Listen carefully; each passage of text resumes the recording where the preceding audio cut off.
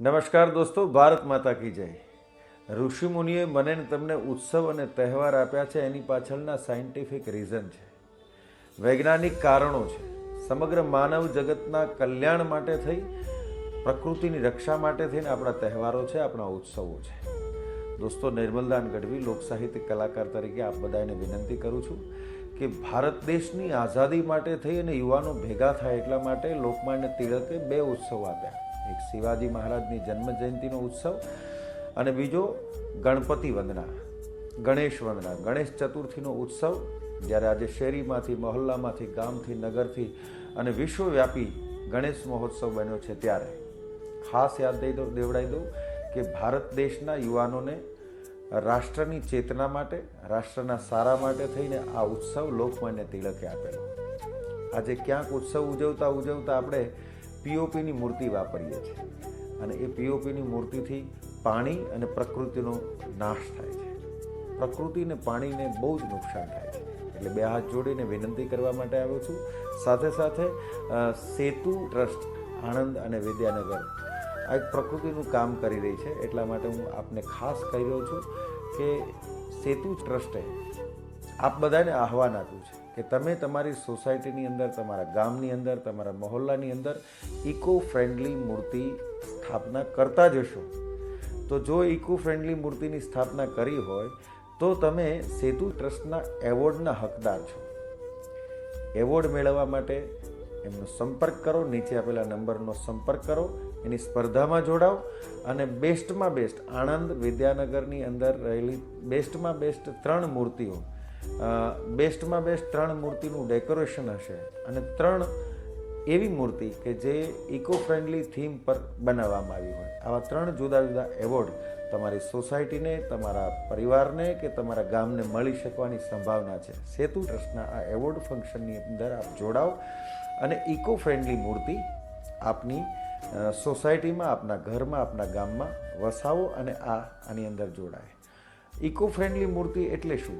માટીની અંદરથી બનાવેલી મૂર્તિ હોય, ગાયના ગોબરમાંથી બનાવેલી મૂર્તિ હોય, નારિયેળના છાલમાંથી બનાવેલી મૂર્તિ હોય, શેરડીના છોતરાઓમાંથી બનાવેલી મૂર્તિ હોય, પૂંઠામાંથી બનાવેલી મૂર્તિ હોય. એકંદરે પર્યાવરણને નુકસાન ન કરે એવી ચીજોથી બનાવેલી મૂર્તિ એટલે ઇકો ફ્રેન્ડલી મૂર્તિ.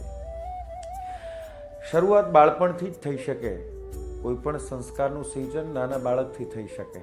એટલે સેતુ ટ્રસ્ટે નાના વિદ્યાર્થીઓ માટે પણ એક અલગથી મેડલ અને સર્ટિફિકેટની યોજના કરી છે. જી હા દોસ્તો, આણંદ વિદ્યાનગરની અંદર આવેલી, આજુબાજુમાં આવેલી અનેક સ્કૂલોમાં સેતુ ટ્રસ્ટ જાશે, ઇકો ફ્રેન્ડલી મૂર્તિ વિશેની સમજ આપશે. શા માટે ઇકો ફ્રેન્ડલી મૂર્તિ વાપરવી જોઈએ અને પીઓપીની મૂર્તિ શા માટે ન વાપરવી જોઈએ એની સમજ આપશે. અને પ્રિન્સિપાલ શિક્ષકોની સહાયથી વિદ્યાર્થીઓને આ ઇકો ફ્રેન્ડલી મૂર્તિની અંદર ભાગ લેવા માટે માત્ર 10 રૂપિયા ટોકન ફી, રજિસ્ટ્રેશન ફી સાથે એવી સરસ મજાની 9 ઇંચની મૂર્તિ આપશે કે જે એ ઇકો ફ્રેન્ડલી બનેલી હોય. અને એ ઇકો ફ્રેન્ડલી બનેલી મૂર્તિ વિદ્યાર્થીને આપવામાં આવશે માત્ર 10 રૂપિયામાં.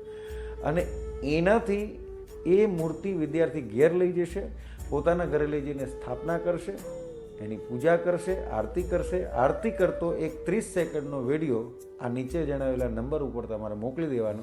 એટલે એ વિદ્યાર્થી પણ એ સ્પર્ધાની અંદર ભાગીદાર થઈ ગયો. જો એનો નંબર આવશે તો એ વિદ્યાર્થીને યોગ્ય રોકડ ઇનામ સાથે મેડલ પણ આપવામાં આવી અને પ્રોત્સાહિત કરવામાં આવશે. એવા 500 વિદ્યાર્થીને સેતુ ટ્રસ્ટ તરફથી 500 વિદ્યાર્થીને ઇકો ફ્રેન્ડલી મૂર્તિ અનેક સ્કૂલોમાં જઈને આપવામાં આવશે. અને તમામ વિદ્યાર્થી જેણે આની અંદર ભાગ લીધો છે એવા તમામ વિદ્યાર્થીઓને એક સરસ મજાનું સર્ટિફિકેટ આપવામાં આવશે. ખાસ ઉદ્દેશ એ છે પર્યાવરણની રક્ષા થાય, ભારત દેશની રક્ષા થાય, રાષ્ટ્રની રક્ષા થાય.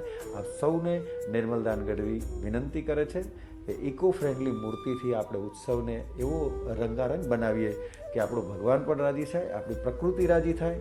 અને ઋષિમુનિઓનો આ દેશ છે અને ઋષિમુનિએ આપેલી સંકલ્પનાને આધારે જો આપણે આપણા ઉત્સવ ઉજવીએ તો આપણા ઋષિમુનિઓ પણ આપણા ઉપર આશીર્વાદ વરસાવશે અને પરમ કૃપાળુ પરમાત્મા રાજી થશે.